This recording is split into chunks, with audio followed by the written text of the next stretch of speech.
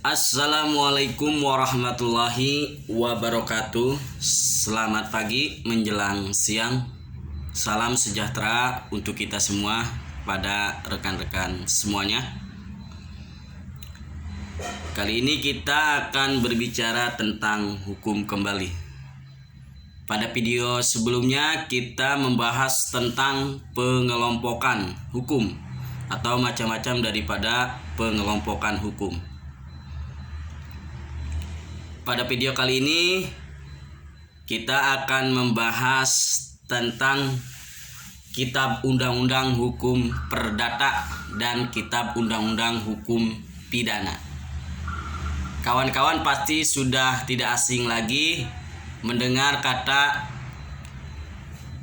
Kitab Undang-Undang Hukum Perdata dan Kitab Undang-Undang Hukum Pidana atau KUHP. Jadi Kitab Undang-Undang Hukum Perdata atau KUH Perdata dan Kitab Undang-Undang Hukum Pidana atau KUHP. Jadi Kitab Undang-Undang Hukum Perdata itu sumber daripada hukum perdata. Jadi semuanya diatur di situ. Kitab Undang-Undang Hukum Perdata dibagi menjadi 4 buku. Yang pertama tentang orang, yang kedua tentang benda, dan yang ketiga tentang perikatan, dan yang terakhir, yang keempat tentang pembuktian dan daluarsa. Kemudian Kitab Undang-Undang Hukum Pidana dibagi menjadi 3 buku. Yang pertama tentang aturan umum, yang kedua tentang kejahatan, dan yang ketiga tentang pelanggaran. Jadi semuanya kehidupan kita tentang hukum diatur oleh Kitab Undang-Undang Hukum Perdata dan Kitab Undang-Undang Hukum Pidana.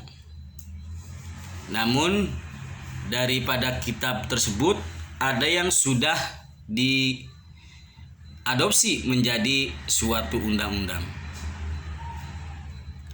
Jadi ada pengaturannya secara umum dan khusus.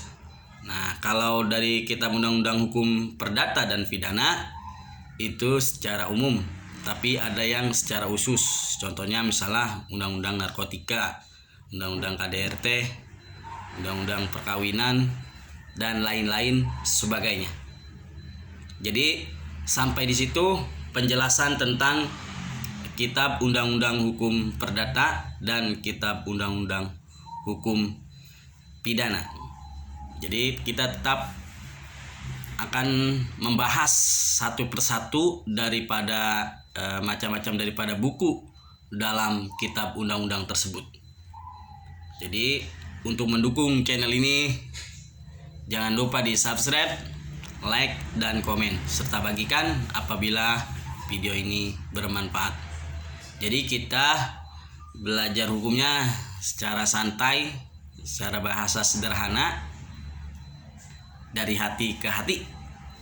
Tetap semangat belajar hukumnya dan tidak ada kata terlambat untuk belajar, dan belajar. Saya tutup dengan Assalamualaikum warahmatullahi wabarakatuh. Bye bye.